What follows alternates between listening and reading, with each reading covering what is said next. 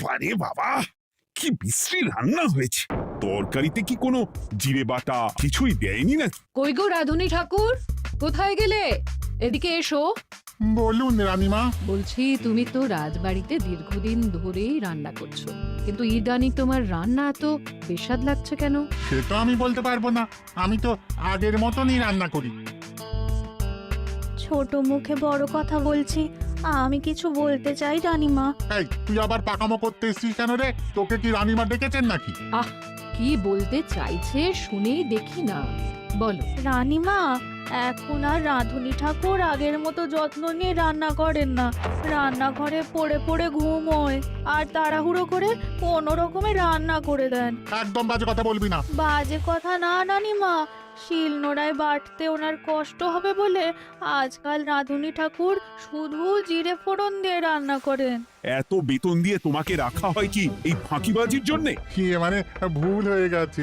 এর যদি এই ভুল করার ইচ্ছে হয় তাহলে তল্পি তল্পা গুটিয়ে বাড়ি গিয়ে ভুল করো, মনে থাকবে? মনে থাকবে মহারাজ। কি হচ্ছে বলো তো রানী? সকালে বাগানে পায়চারি করছিলাম, দেখি মালি একটা গাছেও জল দেয়নি।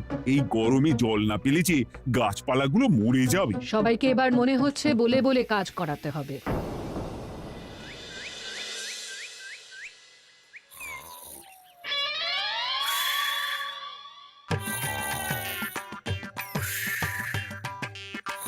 কি গো, কদিন ধরে তো তুমি শুধু খাচ্ছ আর ঘুমোচ্ছ। বাজার দোকান কিছুই নেই গো, রাজসভাতেও যাও না। কি যে করি। কি গো দিদা, দাদু আজও ঘুমোচ্ছে? কি বলবো বলতো? আমরা কিছু একটা ব্যবস্থা করছি, দাঁড়াও।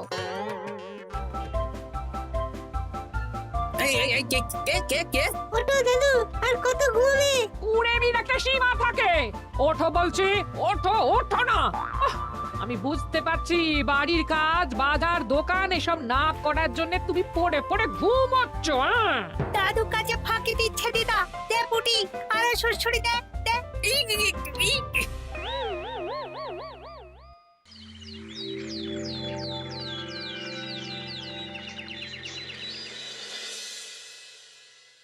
মহারাজের শরীর খারাপ না মন খারাপ? মহারাজ এরকম চুপ করে ঘুম মেরে থাকলে তো রাজপাট সব উঠে যাবে। কিছুই বুঝতে পারছি না। মহারাজ আছেন চুপটি করে, নেই যে মুখে শব্দ। ফাঁকি দিলে এবার তাকে করব আমি জব্দ। অনেক শুয়েছি, আর নয়। মহারাজ, কে ফাঁকি দিচ্ছে? আমি তো ফাঁকি দিই না। পণ্ডিত, তুমি দিচ্ছ নাকি ফাঁকি? না না, বৈদ্য। আমি ফাঁকি দিলে সবাই ওই রোগে ভুগে মরে যাবে। আমি তো রোজ সময়ই রাজসভায় আসি, তাহলে আমি বলছি আসল কারণ। রাজবাড়ির রাঁধুনি ফাঁকি দিচ্ছে, আর 3 দিন ধরে রাজসভায় গোপাল বেপাত্তা। হ্যাঁ, এই গোপাল বেটাই আসল ফাঁকিবাজ। ওকে বরখাস্ত করে দিন। গোপালকে যদি বরখাস্ত করা হয় তাহলে বিপদে আপদে মহারাজের পাশে দাঁড়াবে কে? অসময় মহারাজ বুদ্ধি পাবেন কার কাছে? এই সুযোগ, এই সময় গোপালকে মহারাজের চক্ষুশূল করতে হবে, তাহলে আমি একেবারে জেঁকে বসতে পারবো। মহারাজ, গোপাল ঠিক কতটা ফাঁকিবাজ হয়ে উঠেছে তার কোনো ইয়ত্তা নেই। হ্যাঁ, বলুন তো। বেটা গোপাল কোনোদিন সঠিক সময়ে রাজসভায় আসে না। কোনো দিন তো আসেই না, যেমন আজকেও আসেনি। আর না এলে মহারাজকেও কারণটা জানায় না। আপনাকে সম্মান করা তো দূরের কথা, কোনো ভ্রুক্ষেপই করে না। এটা কিছুটা হলেও মন্ত্রী মশাই ঠিক কথা বলছেন। হ্যাঁ, এ তো একদম সঠিক কথা। ঠিক বলেছ। প্রহরী, প্রহরী, বলুন মহারাজ। তুমি আরেকজনকে সাথে নিয়ে এক্ষুনি গোপালকে তুলে নিয়ে এসো। আচ্ছা মহারাজ। বলি, তুমি আজকেও রাজসভায় কামাই করবে? অর্ধেক দিন কামাই করলে বেতন কাটা যাবে গো। গিন্নিমা, গোপালকে মহারাজ ডাকলেন। ওই দেখো, রাজবাড়ি থেকে প্রহরীও ডাকতে এসেছে। ওহ, মহারাজের আদেশ না শুনলে তোমাকে তুলে নিয়ে যেতে বাধ্য হব। আরে দাঁড়িয়ে দেখছিস কি? তুলে নিয়ে চল। ঠিক বলেছিস, তুই হাত ধর আর আমি পা ধরি। আমরা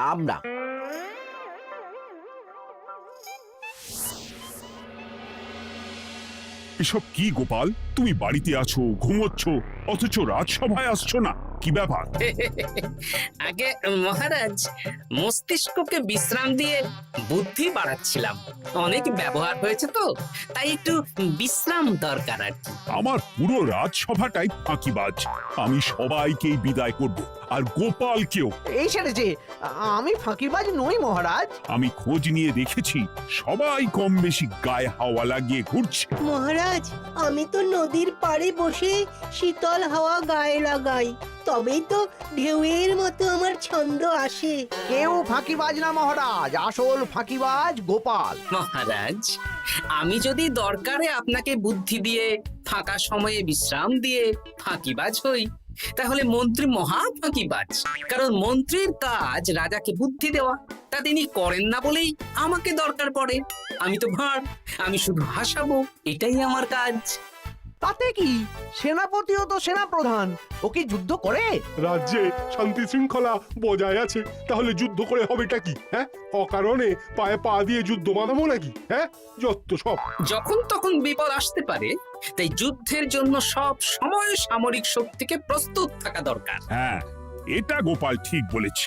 সেনাপতিকে তো কোনোদিন সেসব নিয়ে মহড়াও করতে দেখি না। তাহলে দাঁড়ালো 3 জন ফাঁকিবাজ। মূল অভিযুক্ত গোপাল দিন রাত কামাই করে, মন্ত্রী মহারাজকে বুদ্ধি দেয় না, আর সেনাপতি যুদ্ধের প্রস্তুতি নেয় না। এই 3 জনকে আমি বিদায় করব। এই সেরেছে, এ তো দেখছি বিনা মেঘে বজ্রপাত। না, তবে তোমরা যে ফাঁকিবাজ নও সেটা প্রমাণ করার জন্য 12 ঘন্টা সময় দেব। আমাদের কি করতে হবে? তোমাদের 3 জনকে 3টে খালি বস্তা দেব। প্রত্যেকে ওই খালি বস্তা নিয়ে জঙ্গলে যাবে, আর এই 12 ঘন্টার মধ্যে জঙ্গল থেকে বস্তা ভরে আনবে। একটা বস্তা ভরার জন্য 12 ঘন্টা সময়? এ তো খুবই সহজ কাজ। সহজ কঠিন জানি না, যে ফাঁকি দিয়ে ফাঁকা বস্তা জমা দেবে বা কিছুটা ভর্তি কিছুটা খালি আনবে, সে সাজা পাবে। আচ্ছা মহারাজ, আমি বস্তায় কি নিয়ে আসবো সেটা কি আপনি দেখবেন? তা দেখব না, কিন্তু বস্তা ভরে আনতে হবে।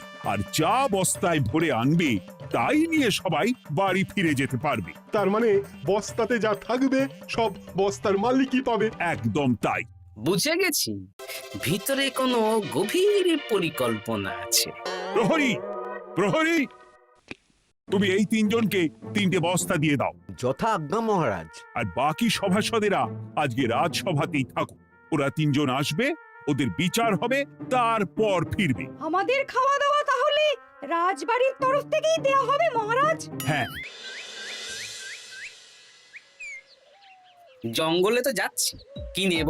গোপাল, আমি বলি কি, তুমি বরং আমার বস্তায় ঢুকে যাও, আমি তোমাকেই নিয়ে ফিরে যাই, ল্যাটা চুকে যাবে। আপনি যদি একা আমাকে বস্তায় ভরে নিয়ে যেতে পারেন তো চলুন। একা? এই সেরেছে। দাঁড়ান, আমি আপনার কাঁধে চড়ে দেখি আপনি আমাকে বইতে পারবেন কি পারবেন না। না না, মুখ ফসকে বলে ফেলেছি, মাথা খারাপ নাকি? তাহলে নিজের মতন থাকুন।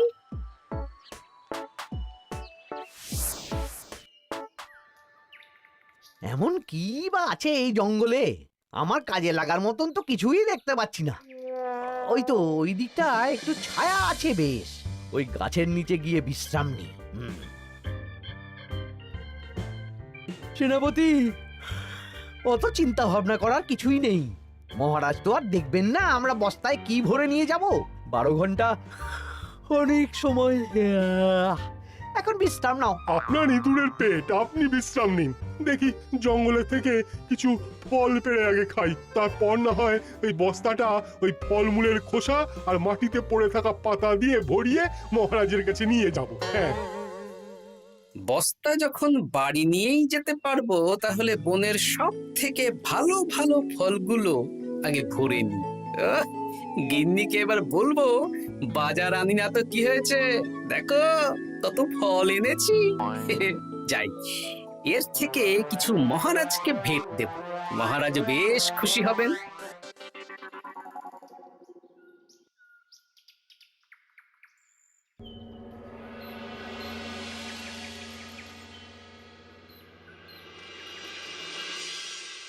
উফ, এই এত বড় জ্বালার মতো পেটখানা নিয়ে এই পেল্লাই গাছে উঠবো কি করে? দূর দূর, আশেপাশে ঢিল পাথরও দেখতে পাচ্ছি না। এই বুড়ো বয়সে হাড়গোড় ভাঙলে সে এক খারাপ ব্যাপার হবে। আরে, দূরে ওদিক থেকে আওয়াজ পাওয়া যাচ্ছে। তার মানে এই বনে কেউ এসেছে। ভাই মদন, এই গাছটা ঝড়ে ভেঙে অনেক দিন পড়েছিল, এটা তো নেবই। তুই ওদিকে দেখ, কত মোটা একটা সেগুন গাছ রে। ওই গাছটা নিয়ে গেলে আমরা 1 বছর বসে খেতে পারবো। তাহলে আর দেরি কেন, হাত লাগা। আরে আরে আরে, করো কি এগুলো সব আমাদের মহারাজ কৃষ্ণচন্দ্রের পছন্দের গাছ। ভুলেও এই গাছ কেটে নিয়ে যাওয়ার ভাবনা চিন্তা করো না। আর ওই সেগুন গাছটা তো মহারাজের সবচেয়ে প্রিয়। আরে মহারাজ কি করে জানবে শুনি? এই বনে তো তিনি ভুল করেও আসেন না। এই যে আমি আসি, আমি মহারাজের দূত। তোমরা যদি ভুল করে ওই সেগুন গাছে হাত দাও তাহলে কিন্তু তোমাদের গর্দান যাবে। এই সেরেছে, কিন্তু আমরা তো কাঠুরিয়া, কাঠ ছাড়া পেট চালাবো কি করে? সে তোমাদের ব্যবস্থা তোমরা করো, অন্য অনেক কাজ আছে। এই সামনের গাছটা মরে পড়ে আছে, এটার কাঠ আমরা নিয়ে যেতে পারবো তো? তা পারবে, এতে অত চিন্তার ব্যাপার নেই। গোপাল আছে যখন, তখন এই রাজ্যের কেউ মুশকিলে থাকবেই না। শুধু তোমাদের একটা কাজ করতে হবে। কি কাজ? এই নাও বস্তা। আমার জন্য এই জঙ্গল থেকে টাটকা বিভিন্ন ফল পেড়ে এই বস্তা ভরে দাও, তাহলে মহারাজকে আর তোমাদের কথা বলবো না, বুঝলে? আর তোমাদের যাতে রাজবাড়িতে কোনো কাজ হয় সেই নিয়ে মহারাজের কাছে সুপারিশও করো, কেমন? বেশ বেশ, এই তুমি তাহলে এখন এখানে বিশ্রাম করো, আমরা তোমার বস্তা ভরে ফল নিয়ে আসছি। ঠিক আছে, আমি তোমাদের কুঠার পাহারা দিচ্ছি, তোমরা ভালো তরতাজা ফল বস্তায় ভরে নিয়ে এসো।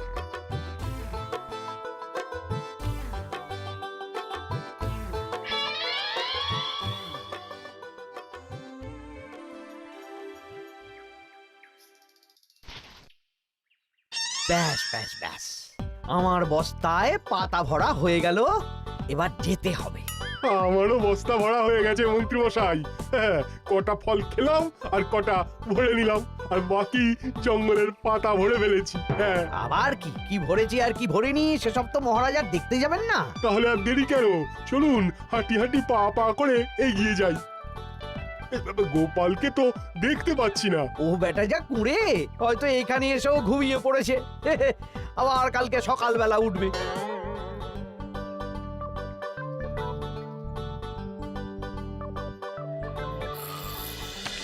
এই যে ভাইয়া, এই যে। হ্যাঁ, কে কে?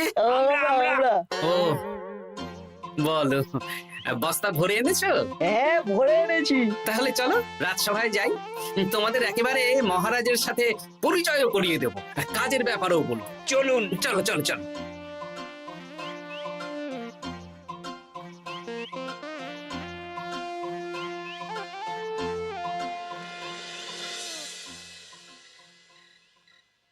দেখা যাক মন্ত্রী সেনাপতি গোপাল কখন বস্তা ভরে আনে। এই তো চলে এসেছি, বিশ্রাম নিলাম, বস্তাও ভরে ফেললাম।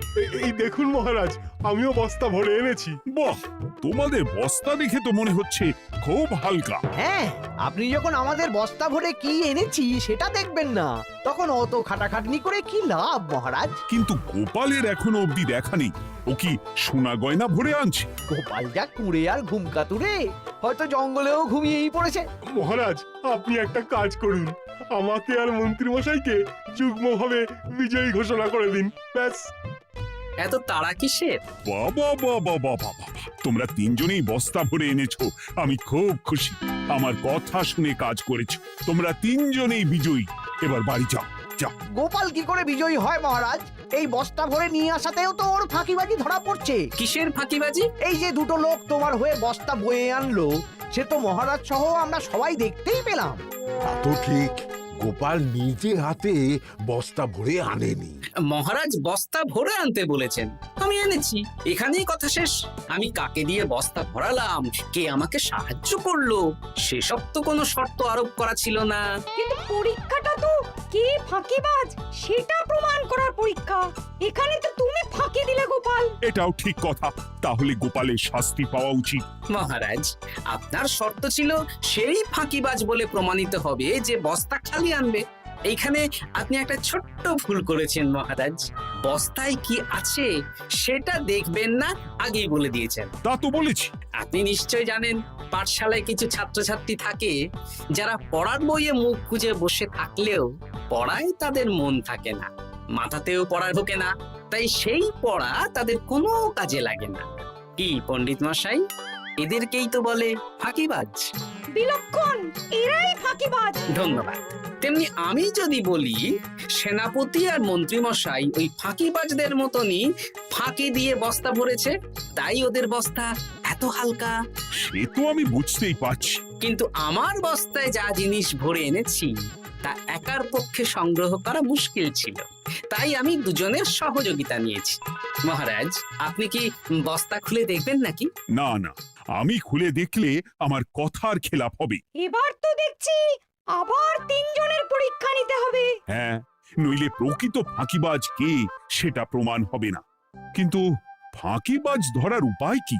মহারাজ, আমরা বরং আমাদের বস্তা নিয়ে বাড়ি না গিয়ে একদিন কারাগারেই থাকি, আর তাতেই প্রমাণ হবে এই বস্তায় সত্যি কি আছে যা আমাদের নিজেদের কাজে লাগবে। এটা ভালো বুদ্ধি।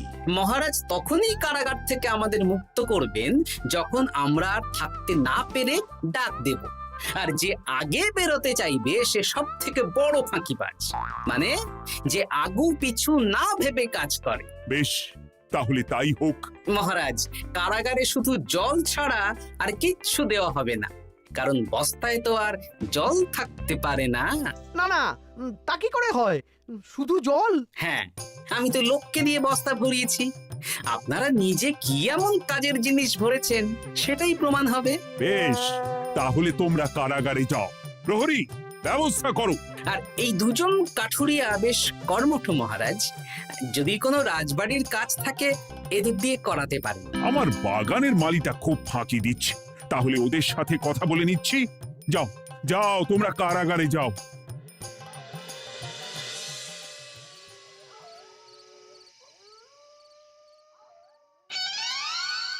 ওরে বাবা রে, কি খিদে খিদে পাচ্ছে রে। দেখি বস্তায় কি আছে দেখি।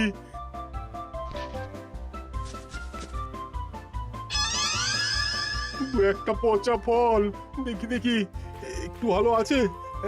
এটা একটু ভালো আছে, হ্যাঁ এটাই খাই, হ্যাঁ এটাই খাই।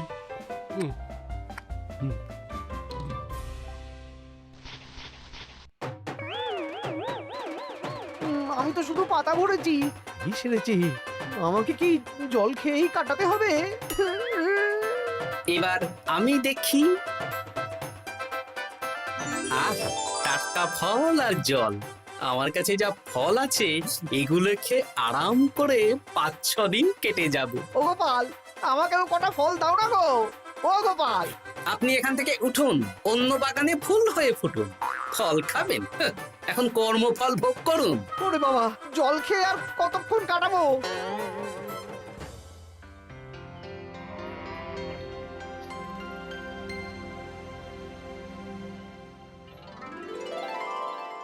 উফ, পেটটা চুই করছে, কি খিদে পেয়েছে না।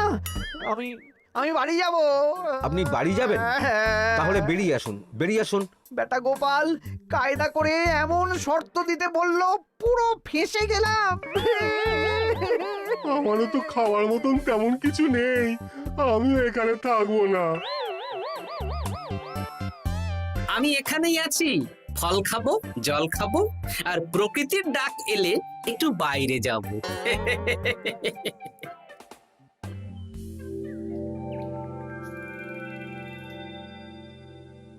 কি তোমরা কারাগারে এক রাতের বেশি তো থাকতেই পারলে না? কি আর করব বলুন মহারাজ, আমরা তো আর গোপালের মতন বস্তা ভরে টাটকা ফল নিয়ে আসিনি। বেটা গোপাল আমাদের দেখিয়ে দেখিয়ে ফল খাচ্ছিল, ওতে আমাদের খিদে আরো বেড়ে যাচ্ছিল। তাহলে এরা দুজনে তো হার মেনে নিল। গোপাল কি করছে? গোপাল খাচ্ছে আর ঘুমোচ্ছে। ওকেও নিয়ে এসো। আচ্ছা মহারাজ।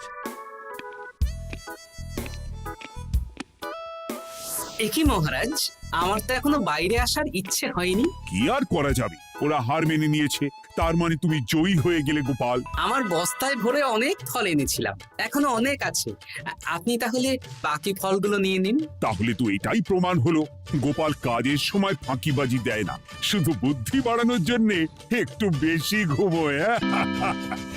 এই নাও গোপাল, তোমার উপহার। মহারাজ, আমি সময়ের কাজ সময়ে করি আর বাকি সময় একটু ঘুমাই। আমার এখন ঘুম দরকার মহারাজ, কাল থেকে অনেক ধকল গেল যে। বেশ, তোমাকে ঘুমানোর জন্য 1 সপ্তাহ ছুটি দেওয়া হলো। ধন্যবাদ মহারাজ। কি সেনাপতি আর মন্ত্রীমশাই, এবার বুঝলেন তো, ফাঁকি দিলেই ফাঁকে পড়তে হয়, তাই কাজ করলে ভেবে চিন্তে করুন। চলি, খুব ঘুম পাচ্ছে।